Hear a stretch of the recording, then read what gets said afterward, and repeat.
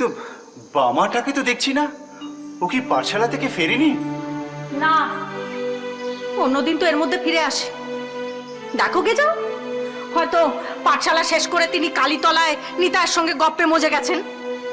ও, তেনার নাকি আরেকটা নতুন বন্ধু জুটেছে।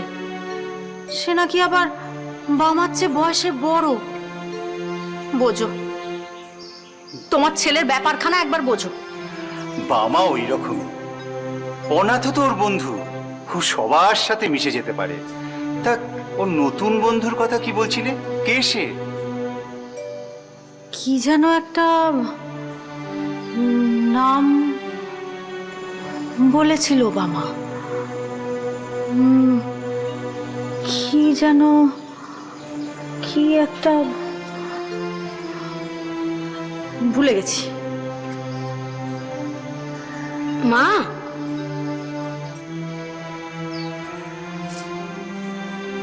দেখো কাকে সাথে করে নিয়ে এসেছি। থাক থাক থাক থাক বাবা, থাক থাক থাক থাক। ও কে বামা? তোমাকে গোড়া দাদার কথা বলেছিলাম না, এই হচ্ছে সেই গোড়া দাদা। ও, তাই বুঝি? তার মানে এই গোড়াই হচ্ছে তোর নতুন বন্ধু? হ্যাঁ, জানো বাবা, গোড়া দাদার না খুব দুঃখ। সবাই ওকে নিয়ে ঠাট্টা করে, ওকে কষ্ট দেয়, আর সেই জন্যই ও ঘর ছেড়ে চলে এসেছে। ছি, মানুষ মানুষকে নিয়ে এতটা ঠাট্টা করতে পারে? মানুষ এতটা নির্দয় হতে পারে? ঘরের আপনজনেরাই আমায় দুঃখ দেয় কাকি, বাইরের মানুষকে দোষ দেবো কি? আরে এসো, বসো বসো বসো।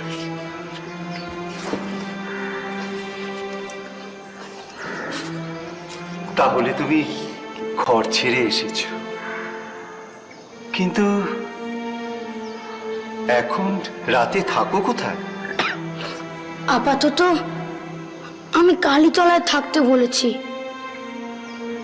জানো বাবা, উপেন জেঠু এসে গোড়া দাদাকে তাড়িয়ে দিতে চাইছিল।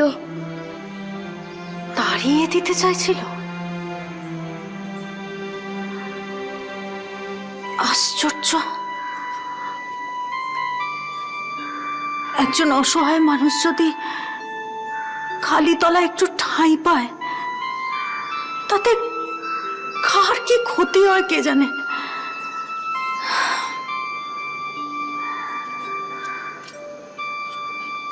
তুমি একটু বসো গোরা, আমি তোমার জন্য মুড়ি আর নাড়ু নিয়ে আসছি, কেমন? কাল রাত থেকে গোড়া দাদা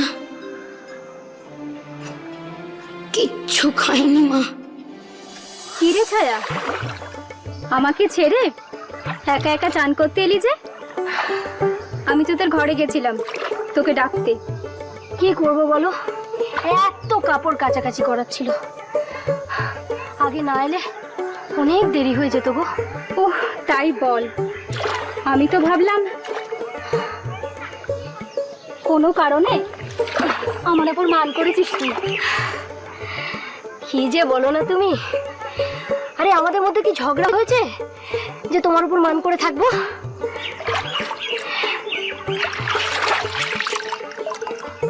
হ্যাঁ গো, একটা কথা শুনেছো? কি কথা? ওই যে সরু আছে না, ও তো ওনাকে কি যেন হয়েছে, গায়ের অনেকেই বলা বলি করছে। আমি জানি। তোমাকে কে বললো? কে আবার বলবে? ওই সময় আমি তোদের ঘরেই ছিলাম।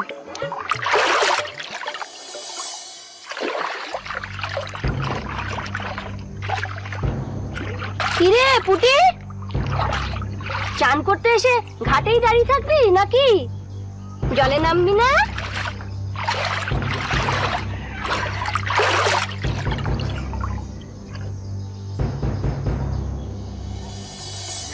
কি?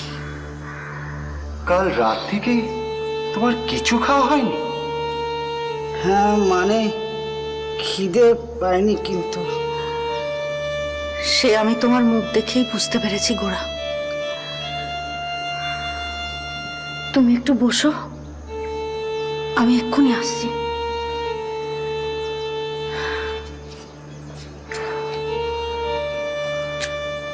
বাবা, গোড়া দাদা যাতে দুবেলা দুমুঠো খেতে পায় তার ব্যবস্থা করে দাও না গো। না না, আমার কপালে যা জোটে তাই খাবো। আর যেদিন জুটবে না সেদিন উপোস করবে, তাই না? কিন্তু এভাবে তোমার কতদিন চলবে? জানি চলবে না, একদিন না খেয়ে মরে যাব, পেতে যাব। এমন কথা বলো না গোড়া দাদা। আচ্ছা বাবা, তুমি তারাপীঠ মন্দিরে বলতে পারবে না যাতে গোড়া দাদা রোজ সেখানে অন্নভোগ পেতে পারে? দেখি, তুমি কিছু ভেবো না, আমাকে ভাবতে দাও। কিছু না কিছু একটা ব্যবস্থা আমি করবই। এই কালি, ও কাঁদছে কেন? কি হয়েছে ওর? কাঁদছিস কেন পুটি?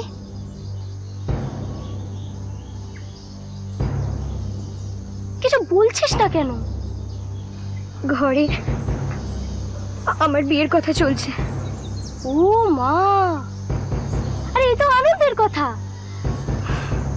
তুই কিনা কাঁদছিস? ছাই আনন্দের কথা, আমার কিছু ভালো লাগছে না। কার সাথে বিয়ের কথা চলছে তোর? কে পাত্র? কি রে বল। বাবা মা আমার সাথে চোতে তার বিয়ে ঠিক করেছে। কি বললি? আমি মরে যাবো গো কালী দিদি, কিন্তু এই জ্যোতিদার সাথে আমি সংসার করতে পারবো না। কে বলেছে তোকে সংসার করতে? জানিস যখন আমার দাদা খারাপ, তখন তুই কেন তোর ঘরে বলছিস না যে বিয়ে তুই করবি না? ও কি কথা পারুল? আর ও বললেই বা কি হবে? বড় রাজা ঠিক করবে তা মেনে নেওয়া ছাড়া ওর উপায় কি? তুই যখন জানিস তোর দাদার স্বভাব চরিত্র খারাপ, তখন বলছিস না কেন? আমি জেনে কি হবে বল? তুই খুব কথা শুনেছিস পারুল। তুই যখন জানিস তোর দাদা খারাপ, তখন তুই কেন তোর ঘরে বললি না? কেন তোর ঘর থেকে বিয়ের কথা বলতে না আমাদের ঘরে? এমন ভাবে বলছিস যেন মনে হচ্ছে আমি আমার দাদার সাথে তোর বিয়ে দিতে উঠে পড়ে লেগেছি। খেয়ে দিয়ে যেন কাজ নেই আমার।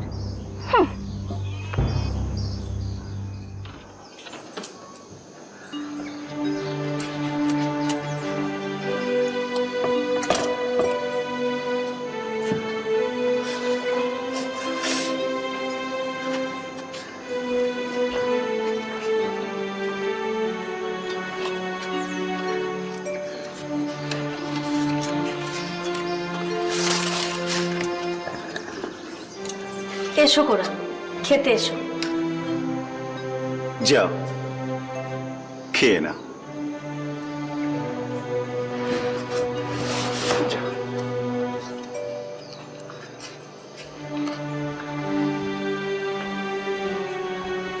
বসো।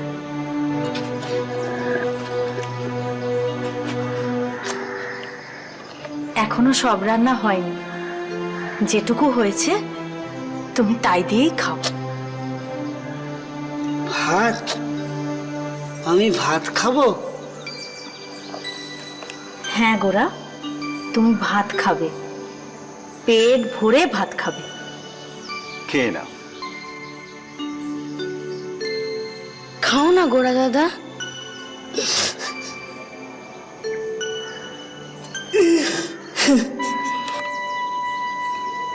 এ কি, তুমি কাঁদছো কেন গোরা? মা মরে যাওয়ার পর কেউ কোনোদিন আমায় এমন করে খেতে দেয়নি।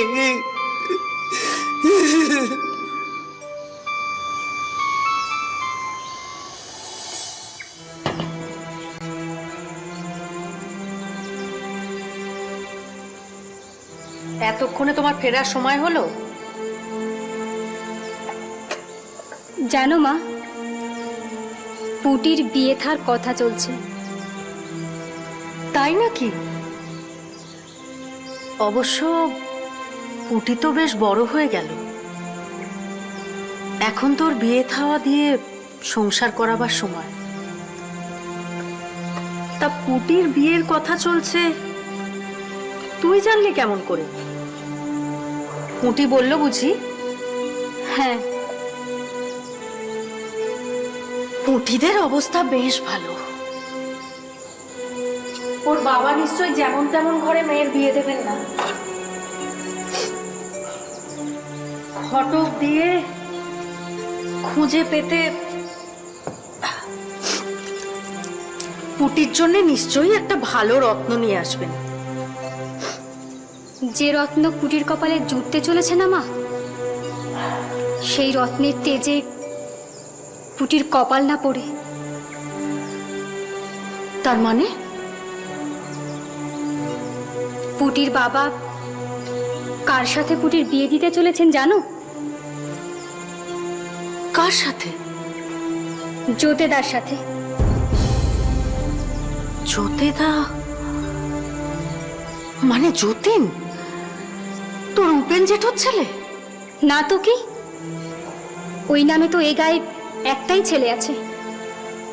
সে কি রে কালী, আমি তো তোদের মুখে শুনেছি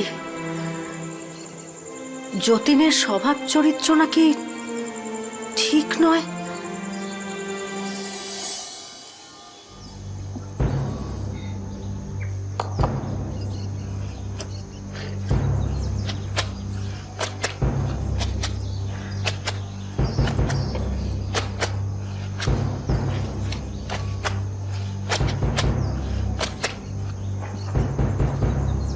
সরমা, সরমা, কি বৌদি? মাকে ঘরে কোথাও তো দেখছি না। মা তো একটু বেরোলো। কোথায় বেরোলেন তা তো ঠিক জানি না।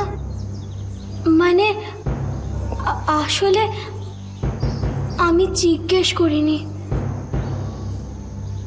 তা মা কোথায় বেরোলেন তা তো একটু জানিয়ে দিতে পারেন, তাহলে অন্তত আমি নেত্রকে পাঠিয়ে তেনাকে খবর দিয়ে আনতে পারি। মা এমন এমন সব কাণ্ড করেন না। মা জানেন এই সময় সংসারে সব থেকে বেশি কাজের চাপ থাকে, অথচ ওনাকে এই সময় বেরোতে হয়। আমি আমি একা সব দিক কি করে যে সামলাই। আমাকে বলো না বৌদি, কি করতে হবে? আমাকে মনে হয় জানিস, যতীন নিশ্চয়ই ওর বাড়ির সকলকে রাজি করিয়েছে যাতে পুটির সাথে ওর বিয়েটা হয়। ঠিক বলেছ মা। তাছাড়া ও তো পুটিকে অন্য চোখে দেখতো, যে দেখা মোটেই ভালো না। সেই পুকুর ঘাটের কথা বলেছিলাম না তোমাকে? ভুল করেছিলাম রে কালী, মস্ত বড় ভুল করেছিলাম সেদিন। যতীন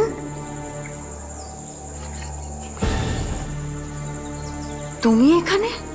মরেছে। নাম নিতে নিতেই শনি ঠাকুর এসে হাজির হয়েছে। তুই আমায় কিছু বললি কালী? কই না তো। তুমি হঠাৎ আমাদের ঘরে কি মনে করে?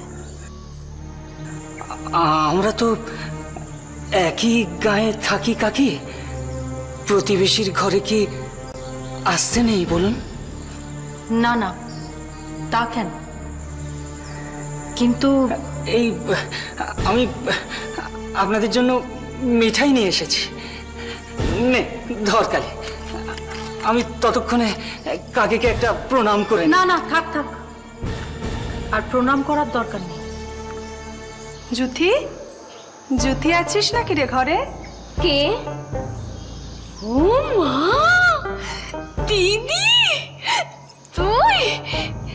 হ্যাঁ রে, অনেকদিন তোদের কোনো খবর পাই না, তাই চলে এলাম। কেমন আছিস তোরা? এই চলে যাচ্ছে। জামাইবাবু ভালো থাকো। কেমন আছেন জামাইবাবু? ভালো। নারায়ণ কোথায়?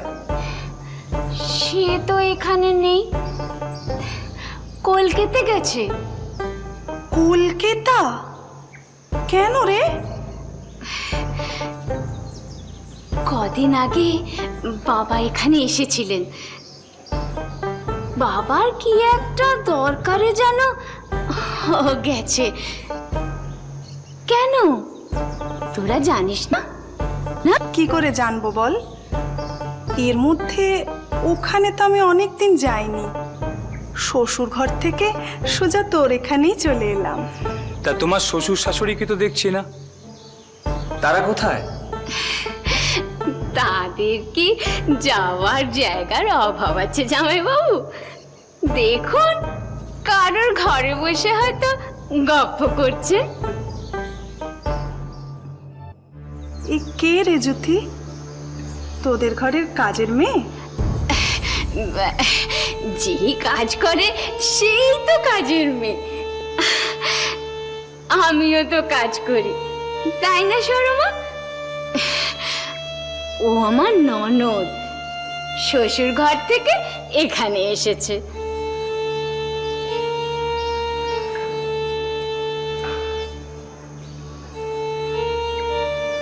এ মা,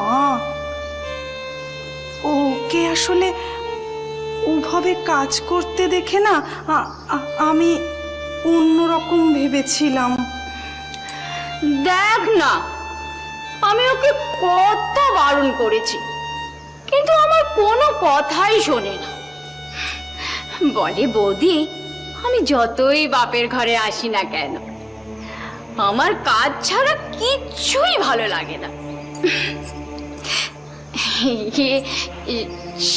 শর্মা, শর্মা, তুমি তুমি ভাই একটু রান্নার দিকটা দেখবে?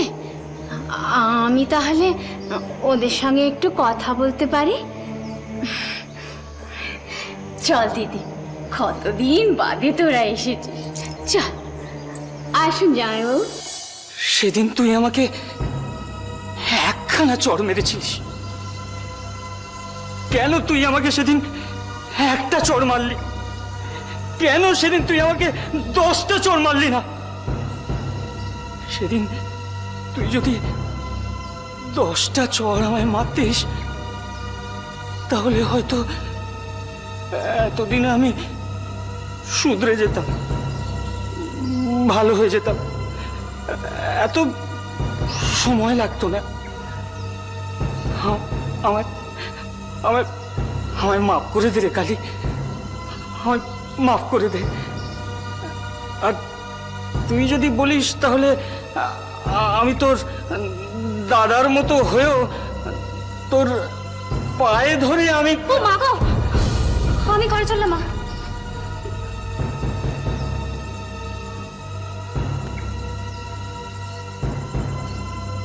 ও অমন করে চলে গেল কেন কাকি?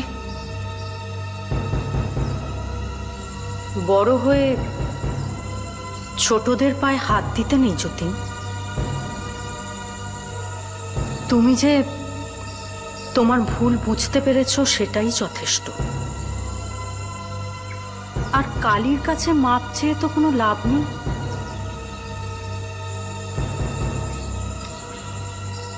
পুঁটি কি পারবে কোনোদিনও তোমাকে মাপ করতে? সেই জন্যই তো আমি মরমে মরমে মরে যাচ্ছি কাকি। আর সেই জন্যই তো পুঁটিকে যোগ্য সম্মান দিয়ে আমি ঘরে বউ করে ওকে তুলতে চাই।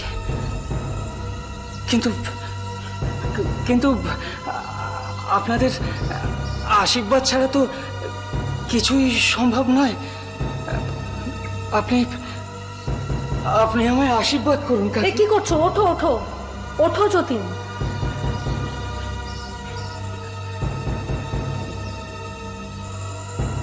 তুমি যদি ভালো হও সকলেই তোমাকে আশীর্বাদ করবে যতীন।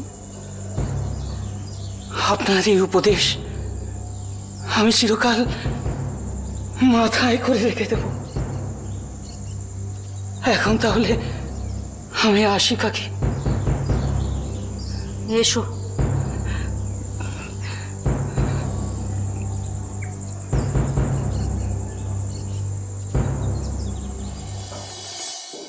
মা, কি রে, তোরা আবার উঠে এলি কেন? ঘরে বিছানা করে ভাইকে নিয়ে শুয়ে পড়লেই তো পারতিস। কোথায় বিছানা করব মা? বৌদি তো তার দিদি জামাইবাবুকে নিয়ে আমাদের ঘরেই গপ্প করছে। তা বৌদিকে বললেই পারতিস তার দিদি জামাইবাবুকে নিয়ে তার ঘরে বসে গপ্প করতে। বলেছিলাম মা, কিন্তু কিন্তু কি? বৌদি আমাদের দাওয়ায় শোয়ার কথা বলল। কি? বৌমা তোকে এই কথা বললি? আমারই ভুল হয়ে গেছে মা। কথাটা সরমাকে না বলে আপনাকেই আমার আগে বলা উচিত ছিল। কি কথা? আসলে আমার দিদি জামাই বাবু কটা দিনের জন্য আমাদের এই ঘরে থাকবেন। আমাদের মোটে তো দুটো ঘর, একটা ঘরে আপনারা থাকেন আর একটা ঘরে থাকি আমি। তাই বলছিলাম ওদের শোবার বড় অসুবিধে। ছোট ঘরে একটু অসুবিধা তো হবেই বৌমা। ঘরে কুটুম এলে একটু মানিয়ে গুছিয়ে নিতে হয়। আর তুমি এক কাজ করো না, তোমার ঘরে তোমার দিদি জামাইবাবুকে থাকতে বলো না, তাহলে তার কোনো সমস্যাই হয় না। এ কি বলছেন মা? ওরা দুজনে যে ঘরে থাকবে আমি ওদের সাথে একসঙ্গে সে ঘরে কি থাকতে পারি? তাছাড়া আমি বউ মানুষ, দাওয়াতেও তো শুতে পারি না। তা অবশ্য ঠিক কথা, ওদের একটা আলাদা ঘরই দরকার। আপনি ঠিক বলেছেন বাবা। তাই আমি বলছিলাম কটা দিন যদি আপনারা একটু মানিয়ে নেন। মানিয়ে মানে কি বলতে চাইছো বৌমা? একটু খোলসা করে বলবি? রেখে ঢেকে কথা বলার অভ্যেস আমার নেই মা। আমি বলছিলাম কটা দিন দিদি জামাইবাবু এখানে থাকবেন, এই কটা দিন যদি আপনারা আপনাদের ঘর ওদের জন্য একটু ছেড়ে দেন। এ তুমি কি বলছো বৌদি? তাহলে আমি, বাবা, মা, নিত্য আমরা কোথায় থাকবো? তুমি আর নেত্য এই দাওয়ায় থাকতে পারো, বিছানা করে এখানে শুয়ে পড়ো।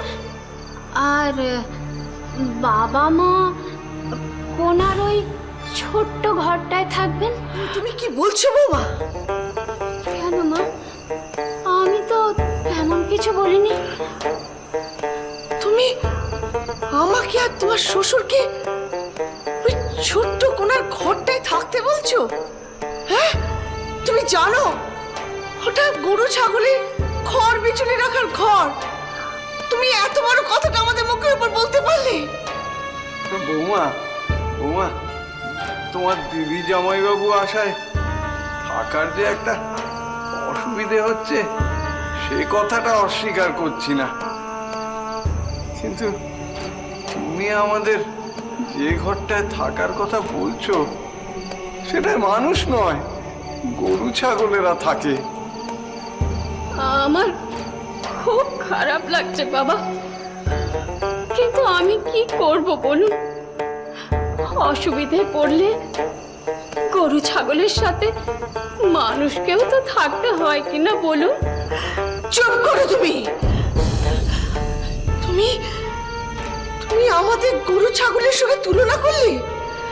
তুলনা তো করিনি মা, আমি তো শুধু কি কি বলতে চাও তুমি? আমার ছেলে মেয়েরা সারা রাত দাওয়ায় পড়ে থাকবে, আমরা পুরোপুরি ওই ছোট্ট ঘরে পড়ে থাকবো, আর তোমরা তোমরা সারা রাত সুখের ঘুম ঘুমাবে দৌড়ে কিলেটি? না, কখনো না। আমি তো শুধু আপনাদের সম্মান রক্ষার্থে এই কথা বলেছিলাম মা। আমাদের সম্মান?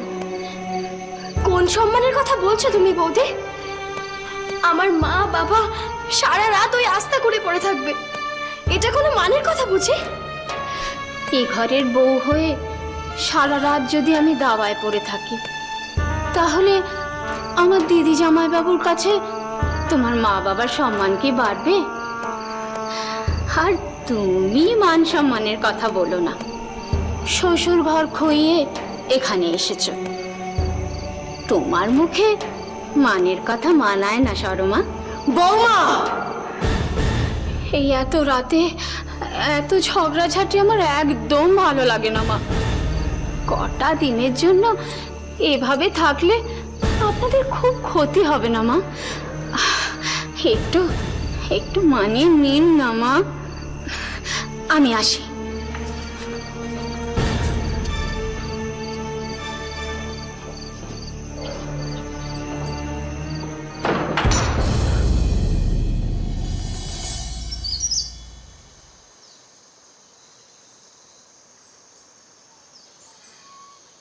আরে বামা,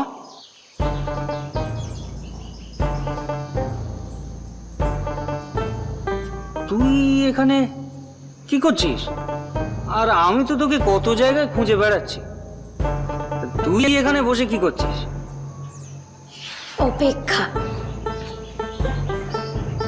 অপেক্ষা? কার জন্য? তোমার জন্যে। আমার জন্য? তুই কি করে জানলি আমি আসবো, যে আমার জন্য অপেক্ষা করছিস? আমি তো এমনি বললাম, আসলে এখানে বসে কিছু করতে হয় না, দেখতে হয়। দেখতে হয়? সত্যি বাবা, তুই একটা খ্যাপা। এখানে বসে দেখতে হয়? তা কি দেখিস তুই? ওই যে তোমার দিকে চেয়ে দাঁড়িয়ে আছে, তাকেই দেখি।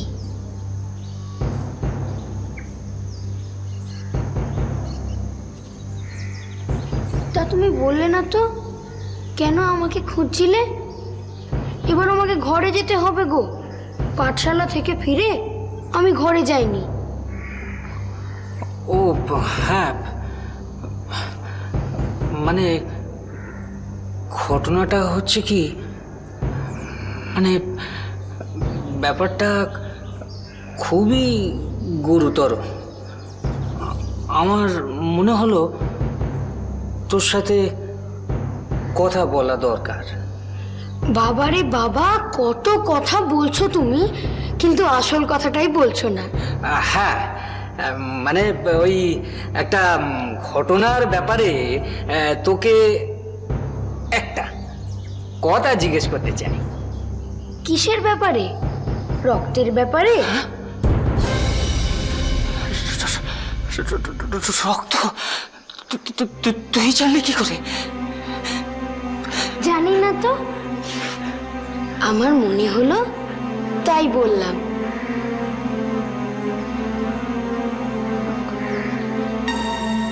মনে হলো?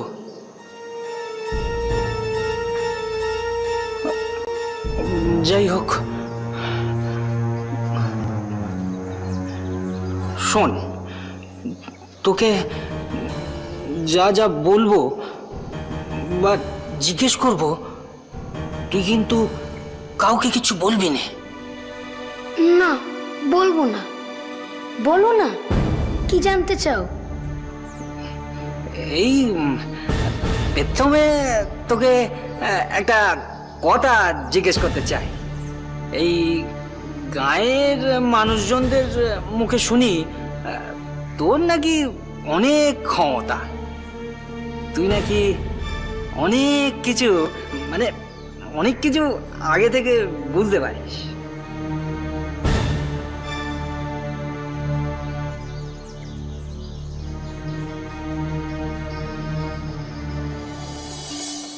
কালী দিদি, আমি তো তোর কাছে এলাম রে পুটি। আমিও কদিন ধরেই তোমাদের ঘরে যাব ভাবছিলাম। তুই আর এসেছিস? তোরা গপ্প কর, আমি বরং রান্নাটা দেখি। কালী দিদি, তুমি আমাকে কিছু বলতে এসেছো, তাই না? তুই কি করে জানলি? তোমার চোখ দুটো দেখেই বুঝেছিলাম।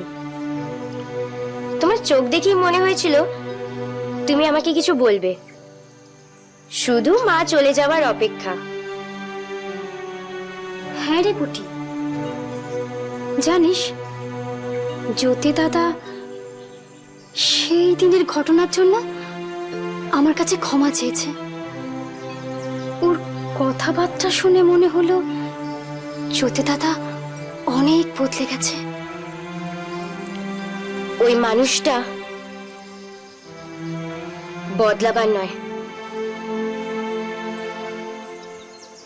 কিন্তু মা তারার কি খেলা দেখো। ওর সাথেই আমার বিয়ের কথাবার্তা চলছে।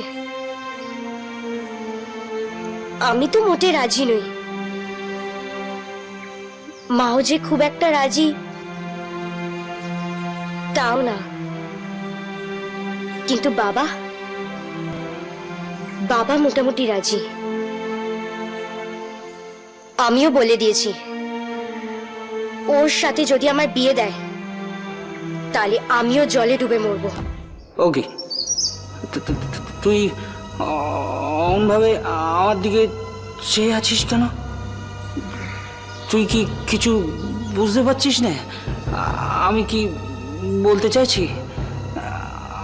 আমি বলছি যে সবাই বলে তুই নাকি আগে থেকে অনেক কিছু দেখতে পাস।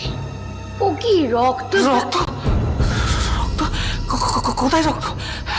আবার রক্ত? রক্ত এলো কোথা থেকে? আবার হাতে রক্ত? রক্ত? ওরে বাবা, কই না তো। তুমি এত ভয় পেয়ে গেলে কেন গো জ্যোতিদা?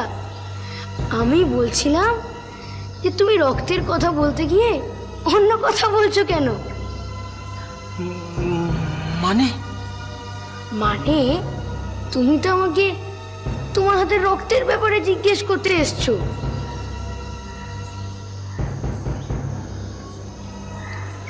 তাহলে তো গায়ের মানুষ ঠিকই বলে, বাবা মনের কথা বুঝতে পারে। মরার কথা মুখে আনবি না পুটি। এসব কথা আমি একদম পছন্দ করি না। এসব কথা বললে আমি কিন্তু আর তোর সাথে কথা বলবো না। আমি কি ইচ্ছে করে বলি?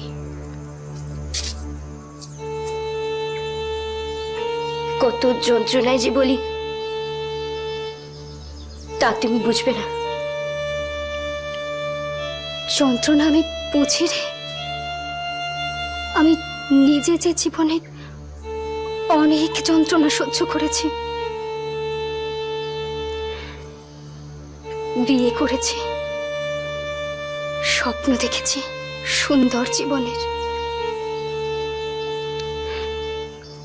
শিবের মতো বর পেয়েছি,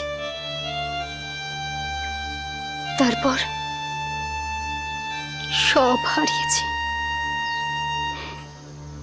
এই সাদা কাপড় পরে বাপের ঘরে পড়ে আছি। আমার মতো কত মেয়ে সুখে ঘর করছে, আর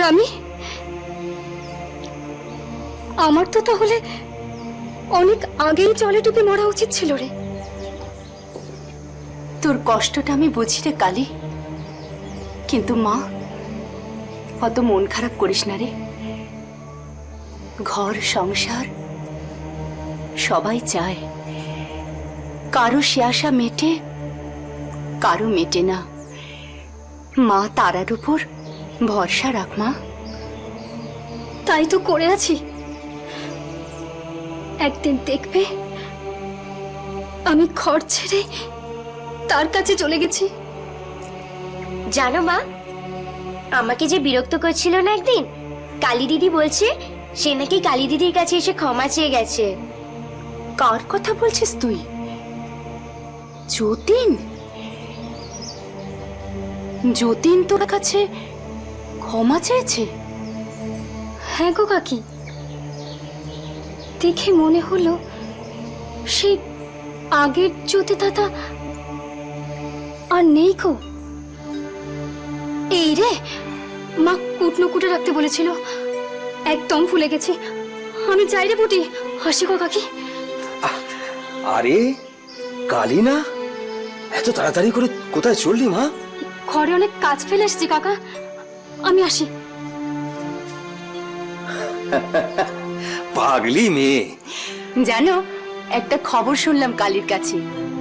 যতীন নাকি পুটিকে বিরক্ত করার জন্য কালীর কাছে ক্ষমা চেয়েছে। কালী বলছিল ও নাকি অনেক বদলে গেছে।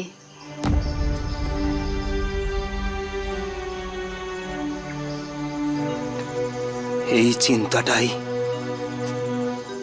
আমাকে এতদিন ধরে কুড়ে কুড়ে খেয়েছে। ভাবছিলাম মেয়েটাকে জলে ফেলে দিচ্ছি না তো।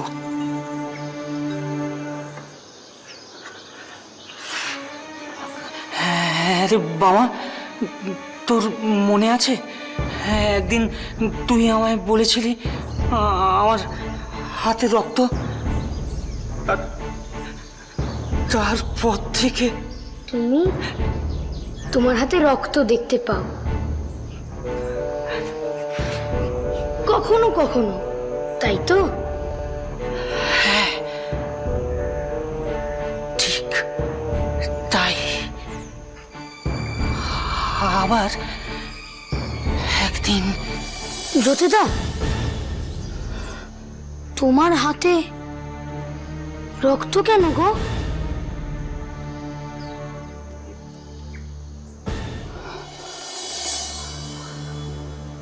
কিন্তু এ কি করে সম্ভব?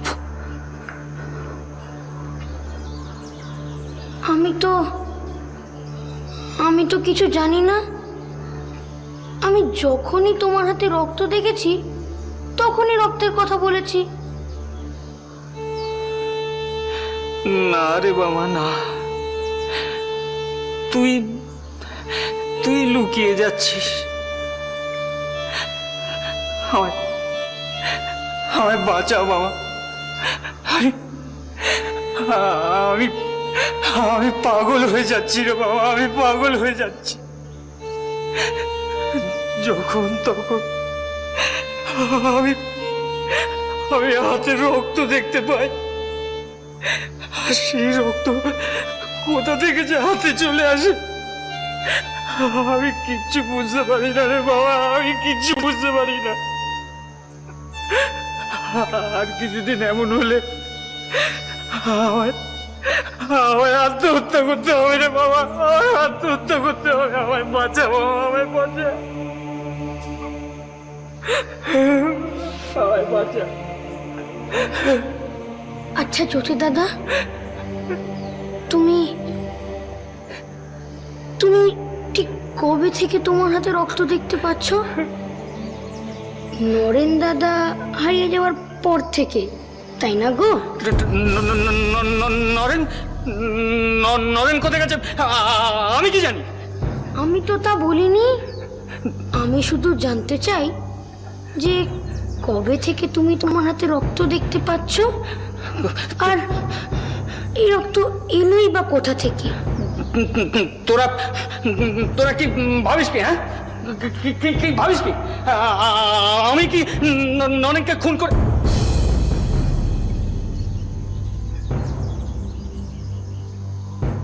আমরা নয়, আমি।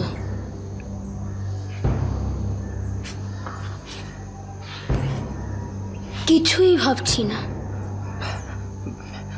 শোন মামা, অত অত কথার দরকার নেই।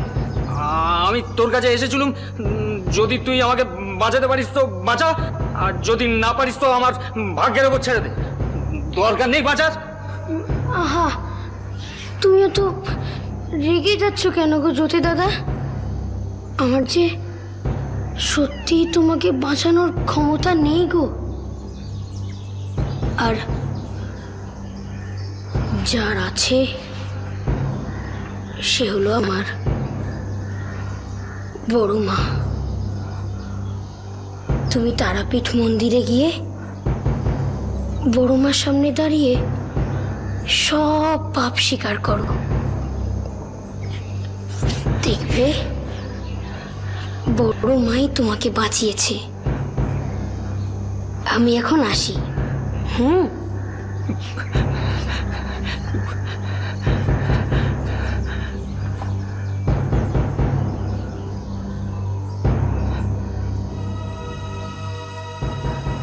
বামা যা বলে গেল